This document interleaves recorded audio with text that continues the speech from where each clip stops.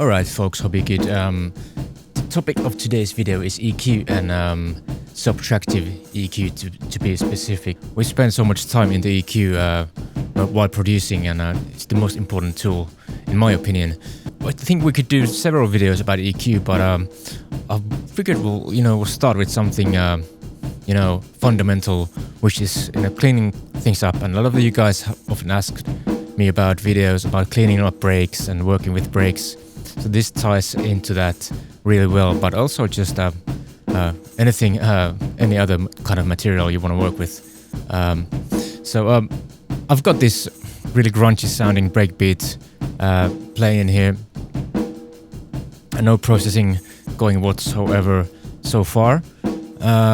So I figured out, let's just pull up a basic EQ and see how well we can clean it up just by using some cuts, and see how far we can go with that. Just an exercise, and I'll kind of talk you through my thought process while we're doing it. So let's get started. I'm going to be using this one. It has an analyzer, but we'll be switching this off also for this exercise, and just try to focus using our ears and let our ears guide us. I think this EQ is a really good one for that, and I think focusing on this low mid area is gonna clear it up quite nicely. While I'm doing this, I'm trying to keep in mind the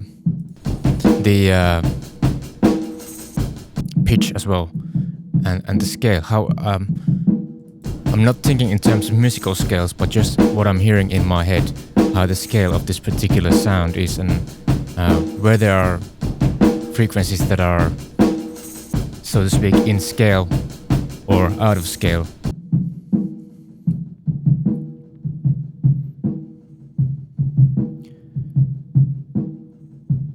So here I'm hearing it's kind of peaking here, but this is definitely in tune with the rest of the break.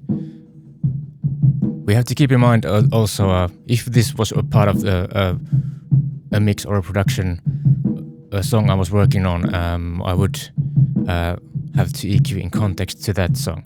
So whether it's in key with the song that I'm working with, the mix that I'm working on. Right now we're just focusing on this one element in isolation. So this is, I don't want to keep this frequency, but maybe around this, either side of this, maybe we can find something to cut.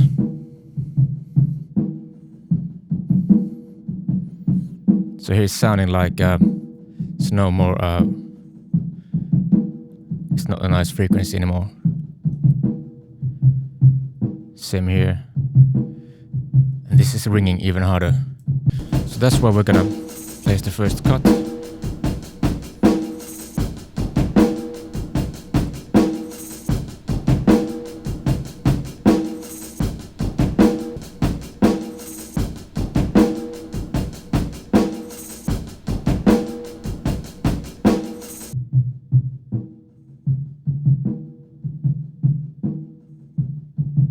This is in key.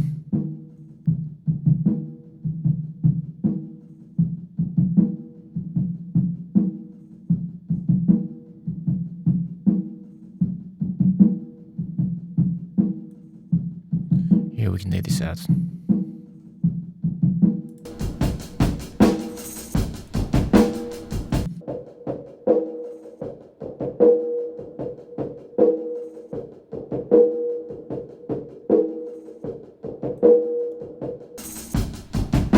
And I can fine tune this.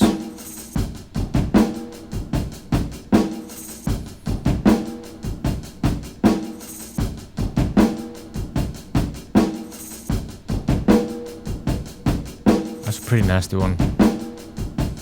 I think we can really cut into it.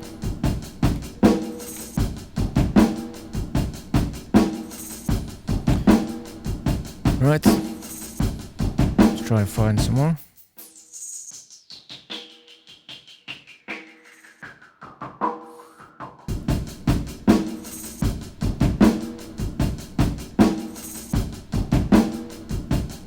See when I boost that, see how well that takes it out. So I really like this EQ. I just started testing this yesterday, but really liking it so far. In terms of how clean the cuts are, and it just takes the frequencies out. And I'm sure the EQs can do that as well. But yeah, I'm enjoying the workflow with this one for sure, and enjoying the sound. Let's hear the difference for now. This is bypassed.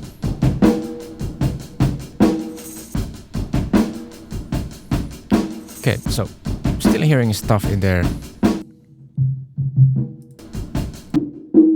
I think we can cut this more.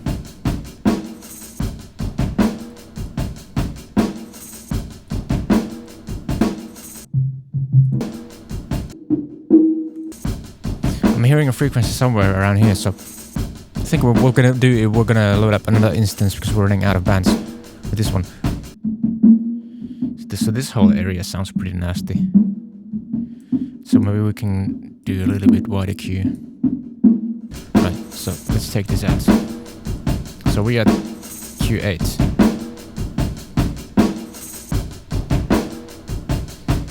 You hear how that cleans it up instantly. Let's take this out.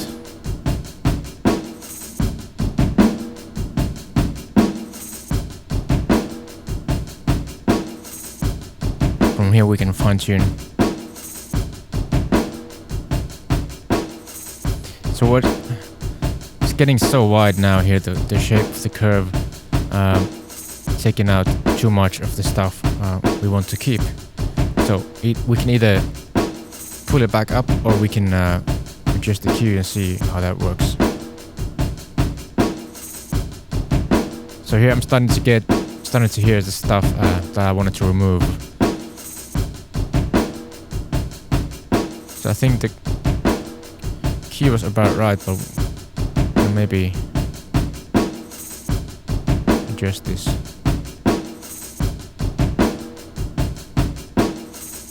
think that's pretty good. I'll try this. So I'm starting to hear some rumble again.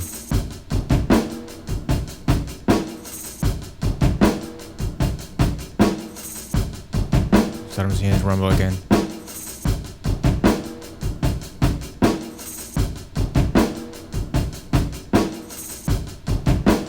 So I think somewhere around here it's pretty good. It's pretty good.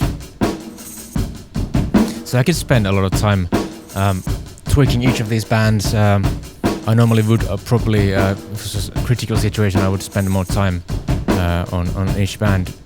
But since, for the sake of this video, I just kind of want to keep this fairly fast. Can we still find something? Let's listen to it first, actually. We'll just listen to it.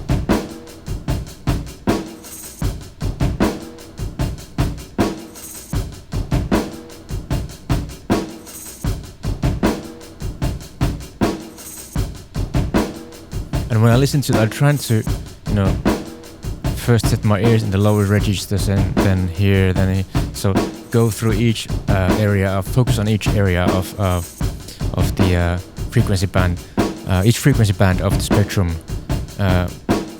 separately.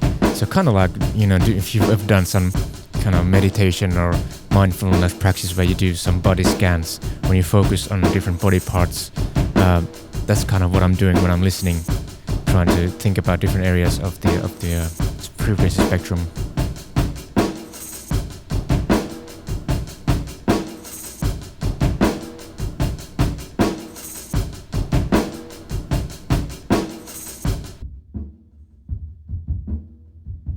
So this one is in tune again, so this is something I would boost if I were to boost. But maybe we can cut somewhere above that. So this is out of tune.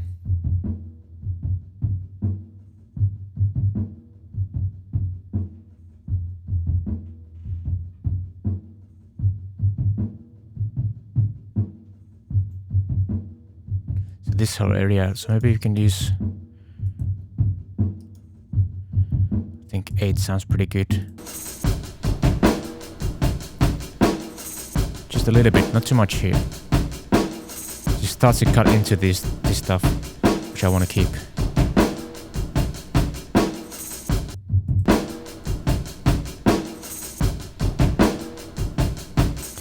So we've been doing some surgical cuts. Maybe we could do a little one more broader cut. So still hearing some boxiness around here. So we're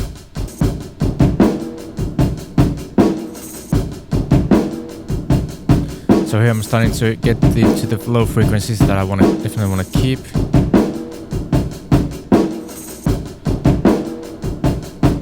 And here I'm definitely starting to get too high. So we can turn up the key a little bit more.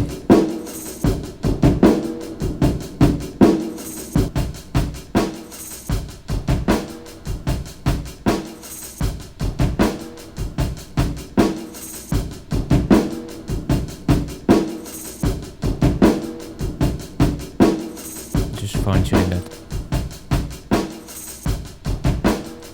Just 1 dB.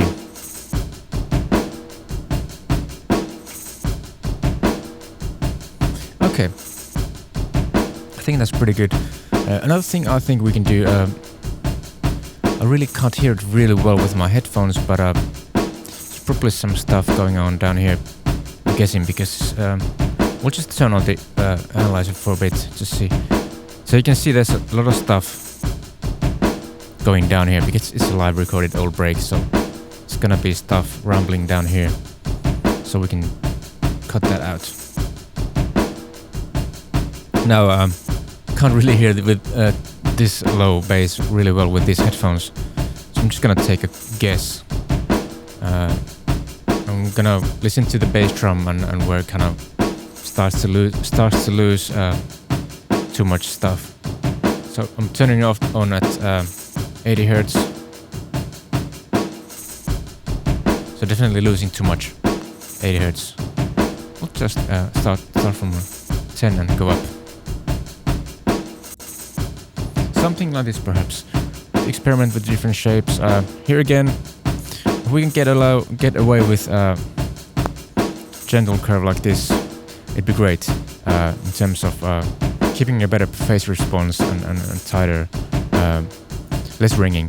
But it's not gonna work for this sound. We need something strong, so at least 12 dB per octave. But I think, seems there's so much stuff going in here. We need to go even higher. So I think 18. 24, let's try this.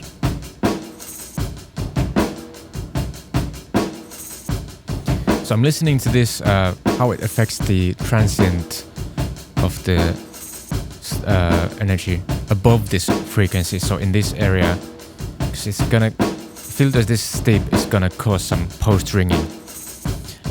In a linear phase EQ, it would cause pre-ringing. So trying to listen if I'm losing definition on the transients.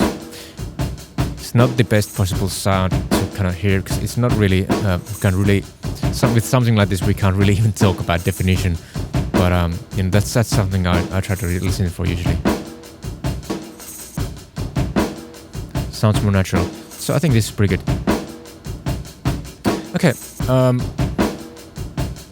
let's match the gain. So we already matched this first one, we're gonna match the second one as well. So we're in the right ballpark now. So let's hear both of these EQs bypassed now. And the volume is matched, so volume is gonna be the same in terms of what Wavelab is measuring. But listen to the perceived volume, because that's probably not gonna be the same. Right, bypassing.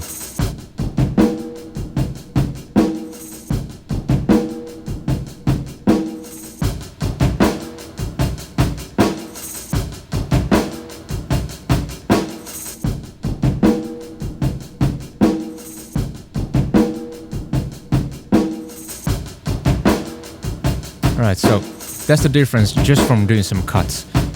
From here, I would proceed doing some boosts. Maybe that'd be a nice topic maybe for another video. Let's keep this focused. Let me know if you have any questions, and I will speak to you soon. All right, okay.